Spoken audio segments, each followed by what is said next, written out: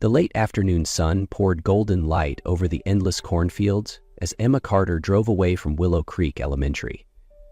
A 32-year-old elementary school teacher, with her hair tied high and eyes full of quiet strength, she was on her usual route home. A small wooden house, tucked 15 minutes outside town. Her old Ford rumbled over the gravel road, but Emma barely noticed. The passenger seat was overflowing with math worksheets, crayon boxes, and half-finished art projects. She'd spend the evening grading them. Yet in this moment, with the amber sky above and soft country music humming from the radio, peace settled over her like a warm blanket. Emma never thought she'd love this place, windy, quiet Nebraska. But 5 years in Willow Creek had taught her something about simplicity and renewal. She had left Chicago with a broken heart and a career in ruins. Now, she was more than just a teacher. She belonged. Just then, at the bend ahead, she spotted an old pickup truck pulled to the side, hood propped open. A lone man stood beside it, hands in his pockets, silently staring into the engine. Emma eased off the gas, her instincts wavering. Emma should have kept driving. Every rural instinct told her it was smarter not to stop for a stranger, especially with nothing but empty fields in every direction. But there was something in the man's posture that made her hesitate. He didn't look like someone putting on an act. He wasn't flagging her down or calling for help. He simply stood there, quiet, focused, defeated in a way that felt honest. From time to time, he leaned over the engine, then ran a hand through his hair and sighed, more weary than angry. Emma slowed. Her eyes flicked to the rearview mirror as she eased to a stop about 30 feet away. One hand stayed on the gear shift as she rolled down the window a few inches and raised her voice to be heard. "Do you need some help?" The man closed the hood and turned toward her, slightly surprised. He walked over, sleeves rolled high, grease smudged on his jeans. His hair was tousled, stubble shadowed his jaw, but his eyes were unexpectedly clear and polite. "Thanks for stopping," he said, voice deep and unfamiliar to the area. "This old truck decided to quit on me at the worst possible moment." Emma gave a small laugh. "They have a knack for that." She stepped out of her car, boots crunching on the gravel. The man moved aside, giving her room to approach. "I'm Jack," he offered, hesitating just enough to make it sound unrehearsed. "Emma." They shook hands. Briefly, both hands smudged with oil, but their eyes held for a second longer than expected. It wasn't attraction. It was something stiller. Recognition. "What have you tried so far?" she asked, leaning in. "Battery seems fine. I thought maybe a loose wire or... Honestly, I'm just guessing." Let me take a look."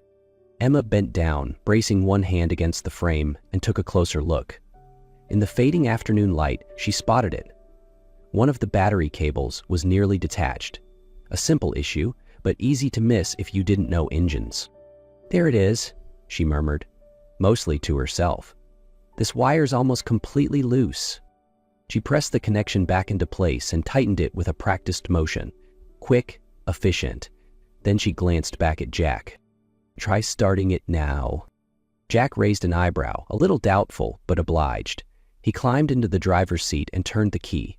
The engine sprang to life immediately, rumbling smoothly as if nothing had ever gone wrong. "You've got to be kidding," he muttered, genuinely astonished. Emma gave a small shrug, the corners of her mouth lifting in a quiet smile. "My dad was a mechanic. He used to say, always check the simplest thing first."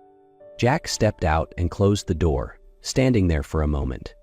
He didn't speak right away, just looked at her, as if trying to figure out something more about the woman who'd just fixed what he couldn't.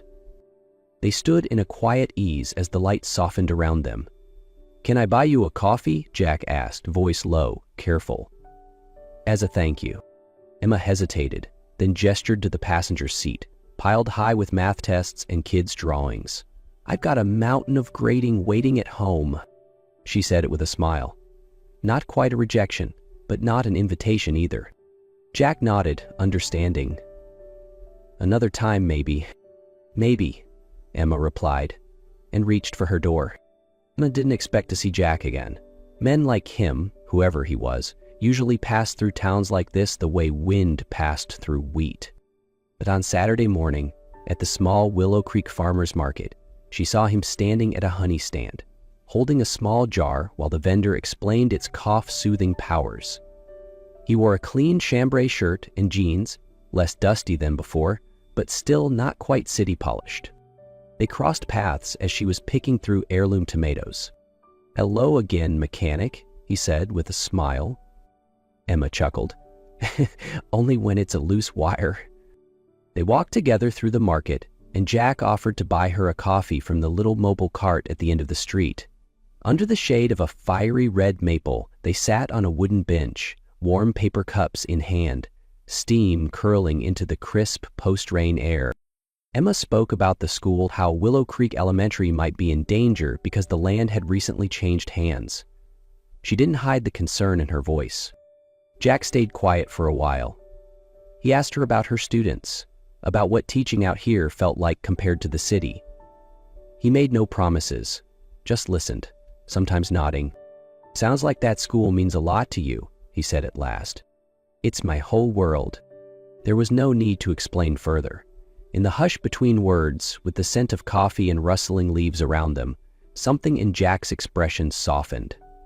As if just then he began to see things a little differently. That evening, Jack sat alone in the small room at Mitchell's Inn. The warm glow of the bedside lamp reflected off a steaming cup of tea.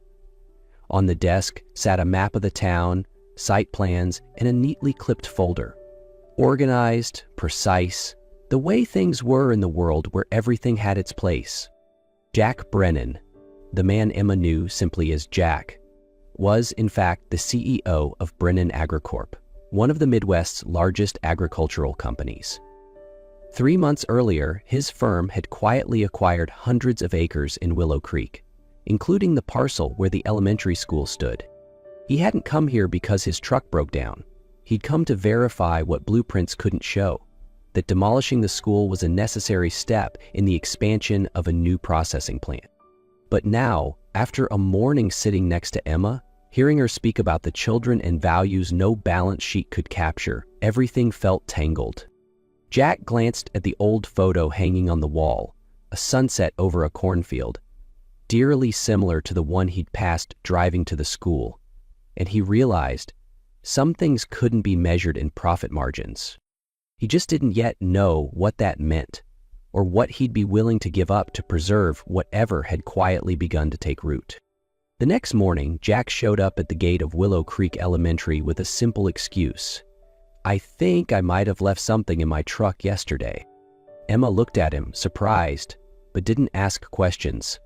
She smiled, nodded, and welcomed him through the gate. It was mid-morning, and the children were learning outdoors beneath a giant maple. A few used acorn caps to solve math problems, others colored pictures of rolling farmlands. Laughter and soft voices drifted through the yard like a gentle song. Jack stayed at a distance, quietly observing. He watched Emma sit on a low wooden stool, reading a story aloud to a small group.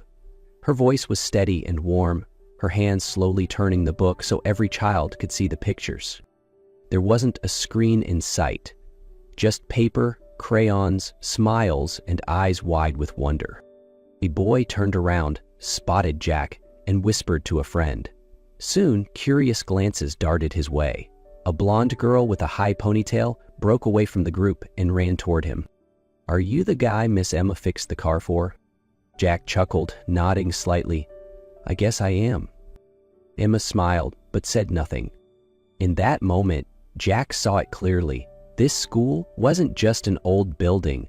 It was a living world, a place no blueprint could capture, and no plan should erase. After the class ended, Emma invited Jack inside for some tea. The room was simple but warm, filled with children's drawings and bathed in soft light from the large windows. "You asked me why I'm here," she said, handing him a mug. "I used to teach at a fairly prestigious private school in Chicago." Jack looked at her, waiting. 6 years ago, I got engaged to a colleague. He was caught embezzling from the school's foundation. And to save himself, he dragged me into it. I was cleared, but my name still made the papers." She paused, eyes avoiding his. "People looked at me like I'd done something terrible. Even without charges, suspicion closed every door." Jack nodded slowly, saying nothing. "Then I saw a job posting in Willow Creek. No one wanted it, but I did. I needed to disappear." She smiled, for the first time during her story. "Disappear and somehow find myself again?" Jack didn't respond, but inside he understood. Emma wasn't just a teacher. She was a survivor, someone who'd rebuilt her life from wreckage. And maybe, just maybe, that was something he'd never found the courage to do. On Monday morning, the schoolyard was livelier than usual. Students arrived early for Outdoor Learning Week, and teachers busied themselves with sign-up sheets and lesson plans. Emma was reviewing the day's schedule when a sleek black SUV pulled up outside the gate. 3 people stepped out, 2 men, 1 woman, all in suits carrying blueprints and a stack of documents. "We are looking for Mr. Jack Brennan," the woman said, scanning the yard. Emma looked up. Jack was by the back fence, chatting with a group of students. One of the men waved and called out loudly, "Mr. Brennan, over here!" Emma turned, her eyes locking with his. Jack froze for just a second, but it was enough. "Jack? Brennan?" He approached, no longer hiding. "Emma, let me explain." She stepped back, voice low but steady. "No need. It's clear now." A heavy silence fell. Behind them, children continued to laugh and run, unaware that someone's heart had just quietly broken. Emma turned and walked swiftly toward her classroom. She didn't cry, but inside, something hollowed out, as if the ground beneath her had been pulled away. She wanted to turn back and ask 1,000 questions, but she also knew that trust, once broken, doesn't rebuild itself in a day. So, she kept walking, because it hurt less than standing still. Jack stood frozen in the schoolyard, feeling as though the entire town was staring at him, not with eyes, but with the quiet disappointment Emma had left in her wake. One of his staff members approached, holding out a folder. "We need to finalize the plans before this afternoon's meeting with the school board, sir." Jack looked at the papers but couldn't focus. On them was the blueprint for the new processing plant, right where the children were now playing beneath that old tree. "Delay it," he said quietly. "We'll revisit it later." "Sir, just do it." He turned and walked out of the schoolyard without another word. As he made his way back to the inn, the wind moved through the trees, carrying the smell of wet soil and the whisper of leaves. Too vivid, too alive, a stark contrast to the sterile silence of boardrooms and spreadsheets. Emma's words echoed in his mind. "It's my whole world." And now, he was the one standing between her and that world. That evening, Jack sat in his room at the inn, the desk lamp casting soft shadows against the wall. The project file lay open before him, pages of data and diagrams that now felt like background noise. He picked up his pen, then set it down again. Something inside him wouldn't let him sign. Not out of fear, but because, for the first time, he fully understood that his signature would break more than just ground. It would fracture a community. He reached for his phone and dialed the main office in Chicago. After a few rings, his deputy answered. "David, I need you to halt all Willow Creek planning. Don't present the site proposal to the school board." "Sir, are you sure?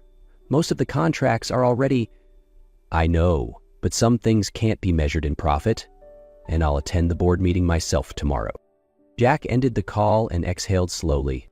For the first time in years, he had no backup plan, no spreadsheet, no strategic fallback, only a growing certainty in his chest that some things are worth preserving more than expanding. But what if it was too late? What if Emma never looked at him the same way again? Jack wasn't sure what scared him more, losing the deal or losing the chance to matter to someone like her. He opened his laptop and began rewriting the proposal, a new plan, one still profitable, but with room for an old maple tree. the sound of children's laughter, and a small school in the heart of Nebraska. The school board meeting room was packed. Farmers, parents, teachers, they were all there. Emma sat in the third row, hands clasped tightly, eyes fixed on the door. When Jack walked in, the room fell silent. He wore a simple shirt, no tie, and brought no entourage, just himself and a single folder in his hand. The board chair nodded, inviting him to speak.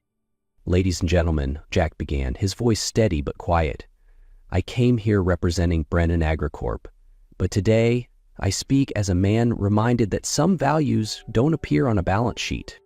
He opened the folder and unfolded the revised proposal. "We are withdrawing our plan to demolish Willow Creek Elementary. The project will be downsized and redesigned to preserve this land, including the school, the old maple tree, and the outdoor learning space." A quiet stir rippled through the room, then settled. Emma looked up, her eyes meeting Jack's, not with anger, but surprise. And behind it, maybe hope.